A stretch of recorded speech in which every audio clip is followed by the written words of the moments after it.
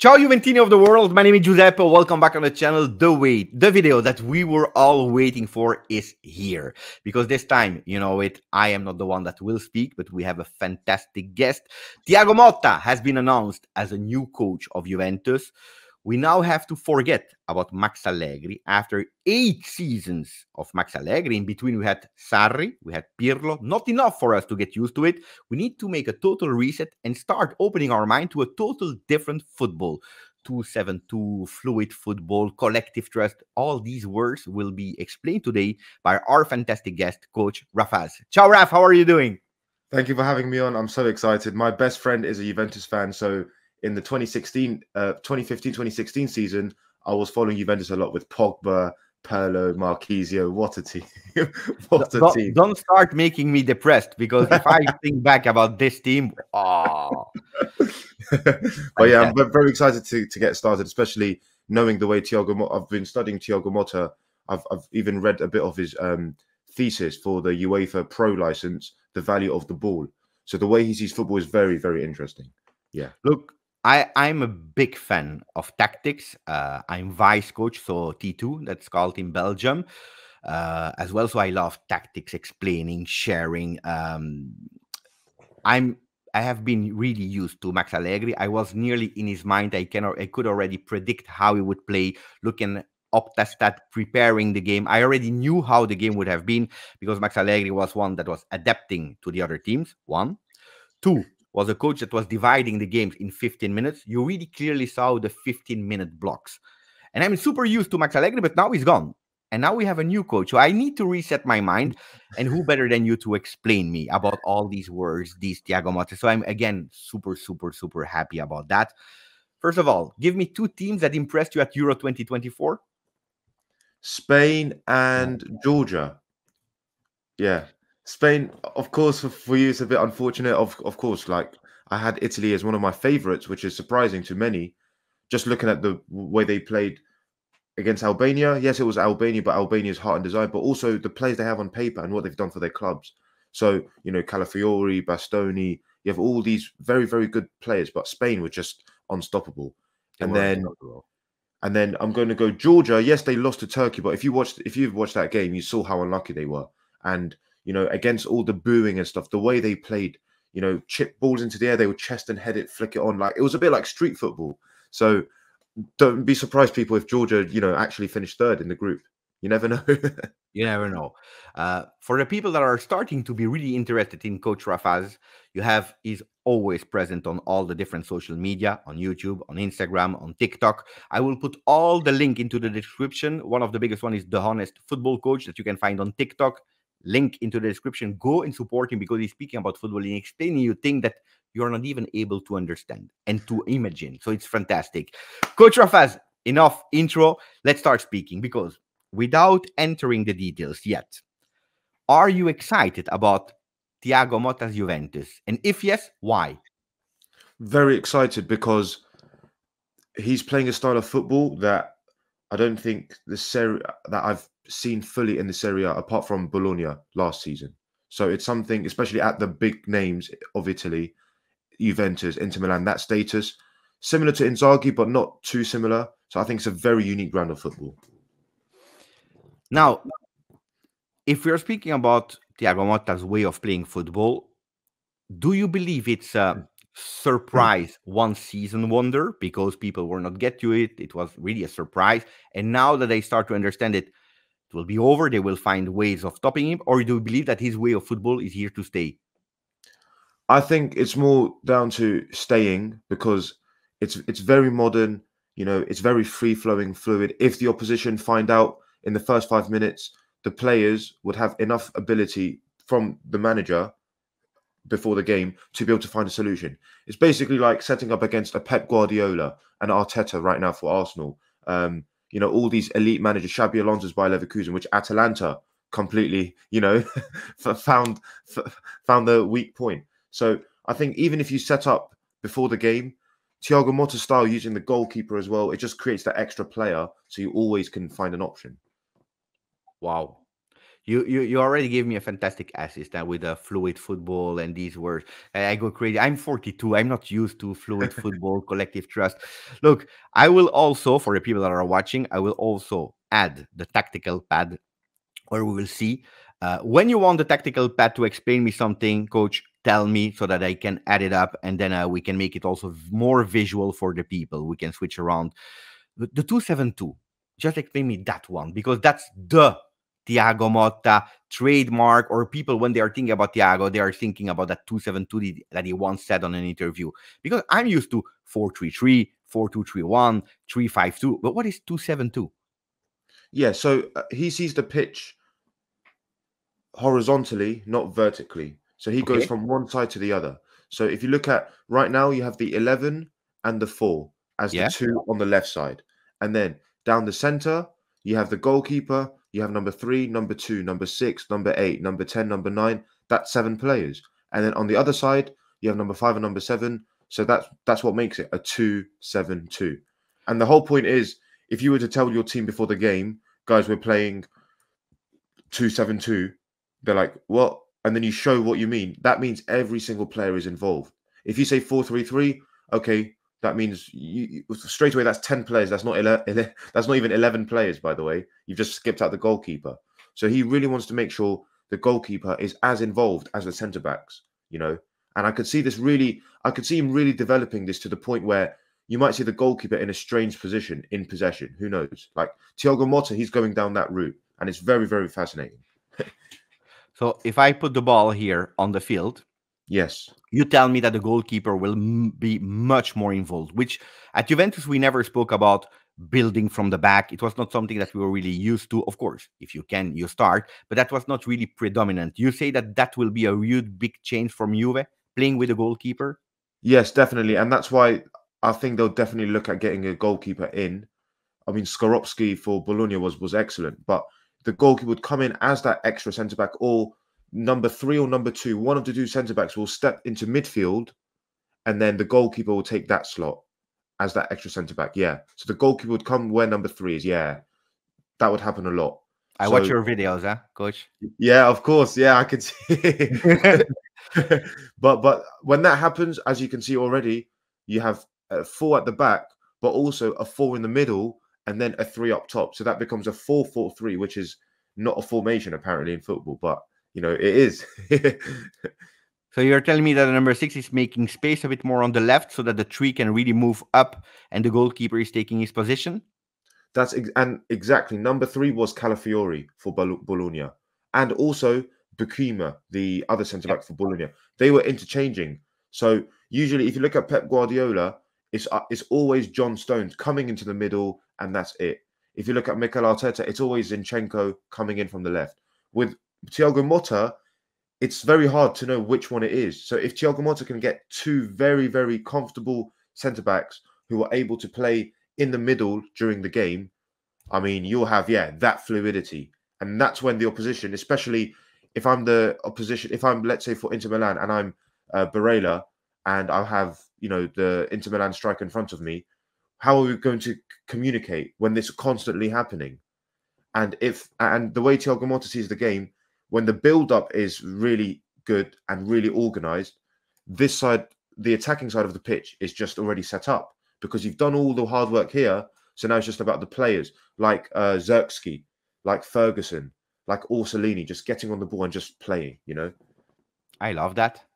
I love that. That's how you involve the goalkeepers and the center backs. So the center backs, they have the ability and also the task to go up here or with the other one here. At Juventus, if Calafiori comes, fantastic. On the other side, we have a Oh, Bremer who have some difficulties. Bremer is not that great. He's really a man marker. He's really physical. He's really strong, but he's a bit less of that. Does that mean that with only one center back, if we sign Calafiori, because that's not a done deal yet, but with only one center back, do we start having a bit of predictability? potentially, although who knows? Thiago Motta might have a left back or a right back good enough to come in as well to Okay. keep that flexibility. So, because the way I see, because from what I've seen from Bologna, it's never just one way of building, and I think he knows that works really well So at a team like Juventus with potentially better players overall, you could get, if it's not Bremer, it's Calafiori if he comes in. If not, the fullbacks from either side coming in. So So you that could mean be the number 6 goes a bit away, the 4 goes up with the ball, and the 3 is actually taking that position with the goalkeeper that can still be here. Exactly. Of course, and he's very detailed to the point where depending on, so Skorupski was right-footed, he would often be on the right side. So that's Okay. very important as well. Because obviously you'd want your goalkeeper in the most comfortable position. So it could be that often he would come to this side, but again, I've seen that fluidity. Skorupski is sometimes on the left as well. So it'll be honestly very exciting. So to make it easy, the word fluidity, it means that all the players are moving from one position to the other. That's the fluid part. Yes, exactly, and it's just in possession. Obviously, you've mentioned it a few times. A collective trust. So in his thesis, he wrote about whoever has the ball, we trust the player with the ball and the players around him to make the best decisions possible. So if I don't have the ball and I see the space to potentially help the team, I'm going to go into that space. And the player on the ball, if they see the opportunity to play that player or use it as a decoy, that's fine. So Thiago Motta almost is not very strict in terms of, okay, when you have the ball, you need to do this, you need to do that. It's just setting up the system to allow the players to make the best decisions possible. Whether that's Xerxes dropping in to add to that midfield, whether that's Orsolini running in behind. So all of those aspects are just down to the player. Yeah. Now, of course, you're speaking a lot, and correctly so, because that's what we saw about the players of Bologna.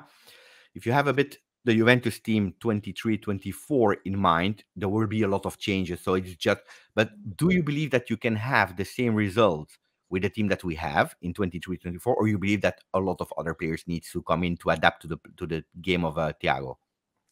I think, yeah, I think a big change would be needed, and potentially if he can't get those plays that he wants this summer, you could see a bit of a slow start. Maybe expectation is, oh, win the Serie A straight away, but maybe it's like, hang on, let's see what we can do, especially with the Champions League regular games now. There's a lot of games everyone's playing, so yeah, because those players that Juventus have in the middle, they're not as fluid and mobile. Like Locatelli is one of them, but he's not as, for example, like Barella. He's not like that. He's more like just, I want to Different sit player. and play. So I think definitely, although Fratesi, can he play? He does play that number 10 role. Or is he more... Fratesi is playing at Inter, but Sorry. no, we wanted him. We really wanted him. Then at the end, he went to Inter, so that's a player we will not count on. But Yeah. Fratesi is indeed a player that can play a bit more offensively. Yeah, so players like Fratesi, when I've seen him play, he's very mobile. He could come in. But Locatelli, he wants to sit and have the play in front. If he's asked to move into a space where, you know, his back is to the goal and there's a bit of chaos, I don't know how he'll do, whether Thiago Motta will really, you know, like him like that. I'm a big, huge fan of Adrien Rabiot, especially when you are watching him with France. They are playing that 4-2-3, 4-2-3-1, where him and Kanté, they are really bossing there in that middle of the field. I believe that a lot of the offensive power of France, with all the players that they have, it's also thanks to that ability that they are bringing. Is that a player, if we are taking into consideration that this is Rabiot, that if he stays, because we are not sure, that could bring something to Thiago Motta, because it's not the most technical player, it's not, but it's really an intelligent player in terms of tactics. Yeah. One thing with Rabiot that a lot of people don't understand is when the centre backs have the ball, he likes to make sometimes those forward runs really deep and get the ball from a long ball and then, you know, make things happen in the final third.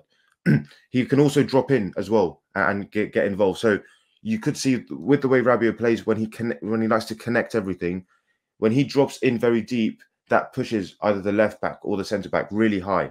So he could be one of the players that allows for the rotation for sure. But once again, like his mobility across the pitch isn't, like, how do I say it, isn't as high as it could be for this system to work. So it's very interesting decisions for Thiago Motta. Yeah. For Juventus fans, if Rabiot would leave, is it something that we need to cry about, or you say, in the way of playing of Thiago Motta, you can find someone that can do the job? it just depends who the replacement is. So, for example, if it's a Douglas Luiz, Here we uh, come. yeah, so a Douglas Luiz and a Rabiot, it's a difficult one because Douglas Luiz isn't a massive upgrade from Rabiot. So why would you get rid of Rabiot? So personally, I would keep Rabiot because he has that element to really control.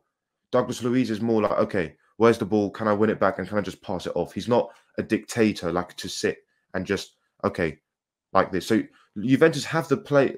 When it comes to Douglas Luiz and Rabiot, I think there's no real need to have the swap. Both of them as well could keep Juventus very stagnant and very like straightforward. So I really don't think, Thiago Motta will play with both of them. You're not a big fan of Douglas Luiz, from what I'm hearing, or am I wrong? Yeah, I mean the thing is, I like centre midfielders like Barella, Jorginho, Verratti, like those types. Even Vitinha when he has the team around him. So those players who understand what's going on, they'll slow the game down. Maybe put their foot on the ball and then play those passes where no one else expects. I just think Douglas Luiz is more of the side to side sort of player, personally. I go crazy now with a limited budget, but if you have a Douglas Luiz here, okay, Kefren Turam from Nice here, and a Cope Manners in that position, is that a great midfield? Okay, yeah. So this is where Thiago Motta's effect comes in. On paper, some people say, "Oh, that's an average," but Thiago Motta will make that great because Coop Miners' ability, yeah, I can definitely see that being a great midfield. Yeah, 100%. I saw your face changing towards. Yeah. Because I was a bit scared because Douglas Luiz is one of the players that we are nearly about to sign and to announce. And then I started to worry. But when I told you with Kefren Turam, with Coop Miners, I saw the light on your face. I'm happy. Yeah, because that would be interesting. But it's just like, why would Rabiot be sold, or why would he? Because he's in his last days of contract. I see. And at the moment, he didn't yet give an answer if he wants to extend with Juventus, yes or no. There are some rumors that Real Madrid is on him. Because Mbappe, Tchouameni, Camavinga, they are losing Kroos. Carlo Ancelotti was his coach at Paris Saint-Germain. Yeah. In a way, it makes sense, and when you have the opportunity, why not? On the other side, I think it's really torn because it's a player that really cares about Juventus loyalty. And also, he already was the teammate of Thiago Motta, so they know each other. So I think it's really difficult for him to take a decision, what I think. Yeah? And also, a lot of people underestimate. Coop Miners plays with both feet a lot, but is he dominant left or right? I believe dominant right. But people underestimate having a left-footed midfielder. Let me check. I will tell you immediately because that's what I believe. I think he's right, but I've seen him use his left a lot. He is dominant left. Dominant left. Okay, fine. But for example, Fabian Ruiz yesterday, the only left-footed centre midfielder, just he was amazing. Huh? It was crazy. I was not a big fan of Fabian Ruiz at Napoli, but I have to admit that the 2 games of Spain, also one of the 2 Champions League games that I watched with Paris Saint-Germain and him, he was incredible. Huh? Incredible. I've always said I don't want him at Juve. I'm regretting what I was saying. Seriously.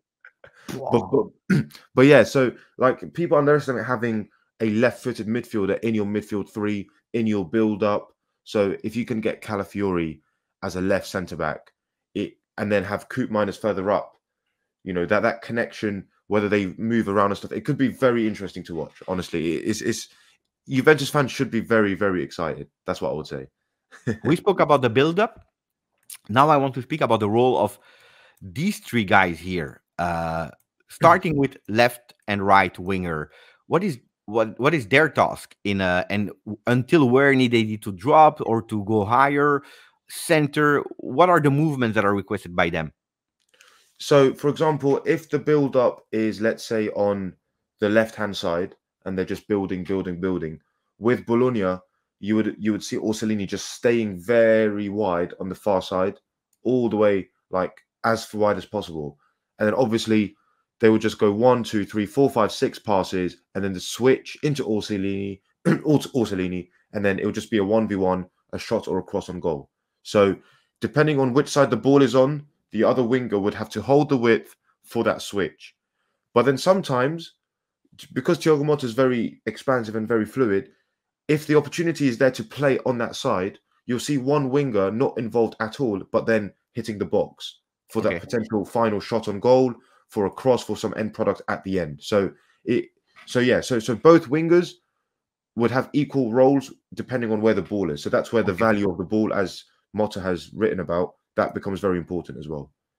So you mean, if I try to understand what you said, without ball, if the ball is here on the left side, let's say here, the winger will go as wide as possible. That's right. So on that side of the ball, but it'll just be the winger, the number 10, everyone involved in passing combinations, but the number 7 will just stay where he is. Okay. He is the guy that stays super wide. Yeah, because he will find his position where he wants in that side. Yeah, but because the ball is there, it's basically the play is hot, so you could say. So it's just about passing and movement, and then eventually there would be a switch into number 7, and that's what Douglas Luiz is very good at, switching the play. So with Unai Emery, that's the same emphasis: build on the left, switch to the right. So Douglas Luiz, if he's bought in for that, you would see him doing a lot of those cross-field passes. And then with Bologna, it was Orsolini getting the ball on the switch, then 1v1 and dribble. So definitely both wingers have the same roles depending on where the ball is. From what we were used to, usually, is when the winger had the ball, actually he went, especially with a Kostic, for example, super wide with the ball on the feet, while it was the other winger that was actually trying to go a bit more central here. Of course, if it was happening on the other side, then you had the other mechanism where he went really wide. And so that's actually a total big change for us, because now it will be the one without ball that goes wide, and the other one goes a bit in finding the position, able to do a 1v1 or to enter without ball. That's the huge big difference from that system. And this is why potentially, as we mentioned with Chiesa, Thiago Motta may not really be a big fan of him yet. Who knows? Because Chiesa coming inside, operating in the middle, he's not the best. He can't play as that attacking midfielder when he needs to play. He wants to be always wide, 1v1. But with Thiago Motta, it's no, you have to go in the middle sometimes just to get the ball. Otherwise, you become predictable. If you just stand on the line, you always want the ball to your feet or in behind. So that's why Thiago Motta, especially his number 10, number 9, number 7, number 11, they need to be able to just rotate and just play freely, drop into areas, back to goal, under pressure. A bit how, Dani Olmo, when he played against Italy in Euro, in the previous Euros, that performance was amazing from Dani Olmo, like the way he played. And that's a player, Thiago Motta, like that's the type of player he likes. Chiesa is a fan favorite. A lot of people, they really like him, and we see the potential, especially when we reach that 2021 Euro. You see it. Also, the game against Albania, he impressed in the first 45 minutes. Do you believe that Thiago Motta will adapt more to Chiesa's way of playing, or it will have to be Chiesa to adapt really and to change a lot of things in his game to adapt to Thiago Motta? I think, that one. So Chiesa has to adapt to Motta. Whether that's maybe in pre-season, he has to show Motta in the pre-season games even. Okay, I can drop in and play like that, But, when you mentioned the rumours about Chiesa, being on the transfer list, I can see why. Because Thiago Motta's philosophy is not more just stay and just go 1v1 all the time. It is, but also not all the time. Yeah. Okay. Is there one player?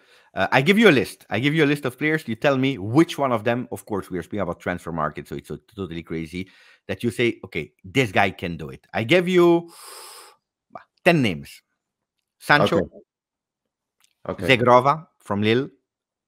Adeyemi. Salamakers from Bologna. Greenwood. Matthias Soulé, because he's a Juve player. Savio from Girona, Madueke Chelsea, Wimmer from Wolfsburg, or Luis Enrique from Marseille. You don't have to pick one. Huh? If you want, the names that I mentioned, if you have like, these ones can do well. Yeah, definitely Soulmakers. Yeah? 100%. Because Yeah, he was. It was always Salmakers, Xerxes, and Orsolini, and Salmakers. For AC Milan, he was playing as that number 10 as well, but he was on the left. So he's like that hybrid. He can do both. And It's Thiago crazy Motta, because I'm happy because you are a neutral, you are not supporting Juve. That's the player that if you put that list, of course, you have Greenwood off the field problems, but except of Greenwood, Salamakers people, they don't want him. It's the last player on the list that they want. They prefer Wimmer or whatever, but they don't care. They don't want Salamakers. that's interesting. Um, I could also go Savio from Girona. Yeah.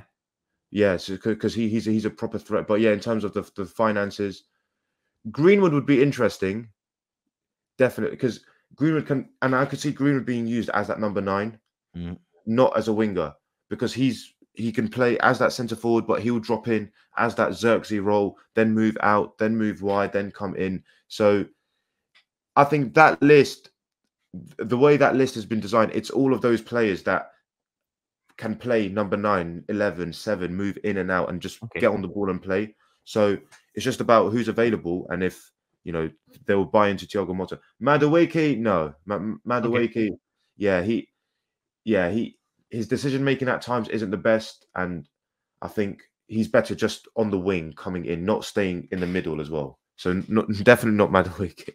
Okay. For the rest, the list makes sense then, what we are Yeah, hearing on yeah, paper. Okay. that list is good. Who made that list? It's all the rumors that we are linked with. So Yeah, then yeah, I regrouped because every day there are new names, of course, but actually the one that are the most, repetitive that we read on papers, that's what I did. yeah. And that's definitely, I can see like the vision of that list, like it's going in that direction. So it definitely is a good choice. Sancho, yes, definitely, but I don't think Sancho will come to Juventus. No, neither me. Yeah, I don't see it likely at all, really. The number 9 coach, because we always complained about, yeah, but Vlahovic is not reaching his total potential because the way of Allegri playing, because it was always an excuse, which makes sense, can happen, of course. We don't see him performing well with Serbia. There also, it's the coach that is using him in a really strange way. But what is his task here? Will he perform or not? Because now it's in or out for Dusan Vlahovic, because then you have a coach that will give him balls. This is why I think like with players like Vlahovic or Darwin Núñez at Liverpool, like these types of players, they need specific instructions to know where to be when the ball is here, and then they'll perform. Darwin Núñez as well struggled a lot in his first season, but when he understood the style of play from Klopp, he had a better second season. He didn't have his best, but you can see where he's trying to go. Same thing with Vlahovic. Obviously, with Serbia in international football, we've seen with England and Southgate, no player is playing well, even though for their clubs they're amazing. So that's where the importance of the manager comes in. And I think Vlahovic, remembering what he did a few seasons back, I think that could be back, especially with the play being all focused on control, possession, and goals. Having said that, Bologna did not score a lot of goals in the previous season. That's true. So perhaps you could say that's because Xerxes was just a false 9, so there wasn't one proper outlet. Maybe with Vlahovic as that straightforward striker, even dropping in and playing, maybe there would be more output. But that's one thing about Thiago Motta that we need to remember as well. Bologna is they are playing against team, with all the respect, but they are playing against team that are also trying to play when they are playing Inter, Milan, Roma, Lazio. But Juventus, a lot of clubs, especially in Serie A, they will really play deep and they will wait for them. So of course, I know that Thiago Motta is a coach made of possession. He wants the ball, but will he be able to go through really deep block defenses in Serie A? Or is that one of the weaknesses? Because we didn't speak about the weaknesses of his game. Yeah, one of the weaknesses is his chance creation and output. So they like to have control, but sometimes those nice passing patterns doesn't actually lead to an end product at times. But then you could say, okay, it's Bologna. Yes, the players are very good, but imagine him at an elite club. So it's like De Zerbi at Brighton. Right now, if De Zerbi goes to the top 5, top 6 clubs in the world, I'm pretty sure he'll win the league. He'll have a very good season. He's like that, I would say. So I think this season it will be determined. If it's another season where, let's say it's November and everyone's complaining, saying, "Oh, we're just not attacking a lot. We are keeping the ball. It's nice, but we're winning 1-0 or it's 1-1 draws," because Bologna drew a lot of games, 14, just like Juventus, a lot of draws. So, but in terms of possession stats, they were quite high up. So yeah, I think it could be the player quality that will help Thiago Motta a lot. But that's literally, we have to wait and see. Because at Juventus, you have three types of people. You have the ones that are saying we are bored, we want entertaining football. Then you have the ones that are saying we don't care about entertaining football because we are Juventus, and one of the quotes of Juve is winning is the only thing that matters. And then you have the people that would love to have a combined of both. What is your keyword for Juventus fans? Is it, maybe I will help you, is it patience will be needed? Process, yeah, patience and process. Trust, as we like to say a lot, trust the process. But I think Juventus should be honestly very grateful that they managed to get someone like Thiago Motta, because the way he sees football, especially he grew up in the Barcelona setup when he was younger. So he's got that La Masia, that Spanish understanding. And then look at the managers he's been coached by. He's working, Yeah. Ancelotti. Who else? Like there are, sorry, off the Yeah, top of my big coach. Yeah. yeah. He's been, he's received that level of understanding. Look at Xavi Alonso. Look what he's done with the proper Bayer Leverkusen team. So I honestly think if Juventus fans stay patient, if they see the vision and they can see the process, it could be 1 or 2 years, because we're talking about Champions League competition. Yes, Serie A, but we want Juventus back at like Champions League. And if that takes 1 or 2 years, I mean, I'll be very happy to wait for it. Curious. If you come in on the 10th of July, the first day of where the players are starting together, you're Thiago Motta. What are the two things that you say, or what are your two priorities to change that you say, we start with that one? It would be build up, because with Allegri, there was no exact build up. There wasn't any principles or patterns of play. So I would go almost back to scratch and say, okay, goalkeeper has the ball.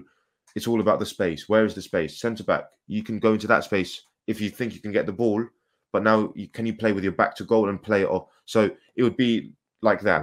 It would be classroom sessions, build up that philosophy, because if you're stuck with one manager who's completely different, which was Allegri, it takes time and patience from yourself to readjust. So it would be build up, a lot of build up, and then we'd focus on final third movements. Winger, you can drop in as well, get the ball. Striker can drop in, but then the other winger needs to go. So it would be those relationships, patterns, and a build up, definitely. So it means here you can drop, but if so, then the other one stays up. Yes, and that's what happened a lot with Bologna. Orsolini was one of the highest players on the pitch, but then it could also, and then you would tell the players, look, also number 9 can stay high, wingers come in, left back, right back. Christensen was doing it a lot, going very high for Bologna. So it's just about the space, interpret the space, and that's why I actually think someone like Havertz would be very good with Thiago Motta as that number 9. Yeah, of course, and he's not going to leave. Yeah, but I think a player like Havertz or Thomas Muller, like that style of footballer under Thiago Motta, would be very, very good, because they interpret space really well. They know whether I need to run to this space to get the ball or to be a fake runner for someone else. So they know those relationships. Yeah. Is this because we didn't speak about it just a few seconds, could this be in non-possession the way of lineup? Because we spoke a lot about building and attacking, but of course you have also other teams, and that's also a bit my fears. What happens when, or how do we line up to avoid the other ones to score? So they have a mixture of high press and low press, depending on, once again, where the ball is. It's always about the ball. He doesn't really worry about one strict style of play. Just like in possession, out of possession, we've seen him press very high. Let's say the ball's on the left side, for example, with the defender. Yeah, press very high with the closest players locked on, and that's where, once again, Douglas Luiz's ability just to win the ball back aggressively, that would come in. So And then if the opposition, let's say they're like Bayer Leverkusen, 1, 2, 3, 4, 5 passes, they come to the other side, they will sit back. That's when they'll retreat and then wait for another moment. So it's not always constant high pressing. And I think in the modern game, that is a very good way to defend, because you stick to one way. If you look at Tottenham with Postecoglou, always high line, space in behind. It's so obvious what teams want to do. So I think defensively as well, they'll be set up, quite well, quite organized. The last question: if I'm a Juve fan that needs to watch the game of Thiago Motta, how do I need to watch at this game to understand it? Is there a certain player that you are a number that you're telling me, Beppe, watch this guy because he's important, and you will understand how he's playing? Should I watch the ball? Should I watch the opponents? Is there like two, 3 tips that you tell me? Watch the game like that, and you will understand him. Yeah. So I would say when the ball is with the goalkeeper, just watch where the centre backs go. It's not normal where they go, or if they stay in their normal position, as soon as they get the ball, watch what the other centre back does, and then once that, so watch a lot of the off the ball movements. So yes, you can see where the player on the ball is. Watch how when the other player moves, the other player responds by coming back. So the centre back goes forward, the left back drops in, or the goalkeeper fills that space up. So it's just very good to watch from that perspective. Not to potentially enjoy the game, but I enjoy the game watching it like that. But some people just want to sit back and relax. But just for one game or one clip of Bologna, forget the ball, just watch Xerxes come in, and then the winger stay away, not even move, and the centre midfielder makes a run forward, Ferguson doing it very well, dropping in. So yeah, that movement, off the ball movement, is the best thing about Thiago Motta. I can't wait. I was already excited. Now I'm even more excited. Thank you for your time. Coach, is there something that I forgot to ask in my question, or do you think that we did a really beautiful one, nearly complete? Yeah, but because you know more about Juventus than I do, based on what we've discussed, what would the lineup be at the moment, given the players that they have? A lot is happening on transfer market, so it's really Okay. quite difficult. I tell you, ideally, let's say that the stars are aligning and everything is working. You would have Di Gregorio in goal, so a change of goalkeeper, because we want one that is playing with his feet. Yeah. And that makes sense with everything that you explained to me. Then you have potentially a Di Lorenzo as a right back, even if yesterday was a disaster. But yeah, I mean, Williams was... He was really bad. He was really bad. Bremer, Calafiori as center backs. Okay. And on the left, you would put in Cambiaso, because when he played at Bologna, he played that position with Thiago Motta, left back.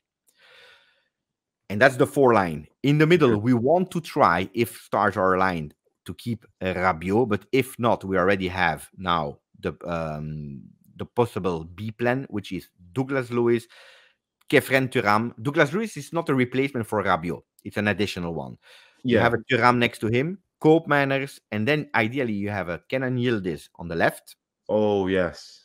Vlahovic on top. And that's why I gave you that list, because that's the huge, big question mark at the moment. Who stays there on the right?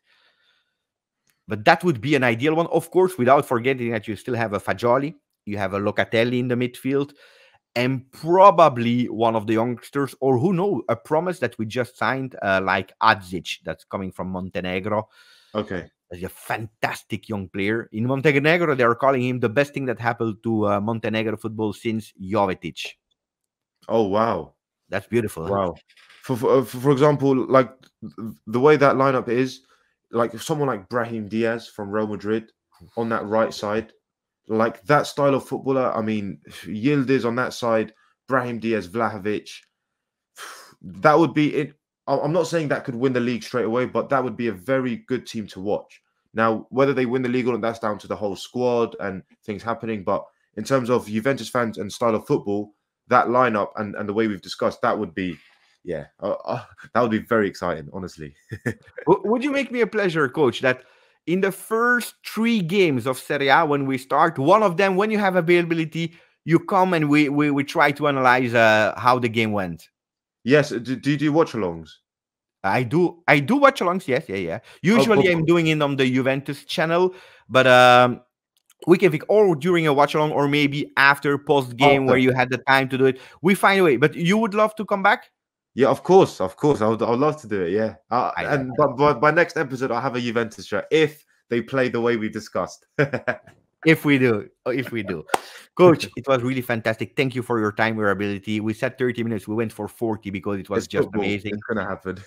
Thank you. Guys, when you're watching that video, I'm sure that you are still here after 40 minutes. Don't forget, look in the link in the description. You go and you follow him on TikTok, on Instagram, on YouTube, and you put a maximum of like as we always do. Grazie, forza. Juve. Ciao. Grazie.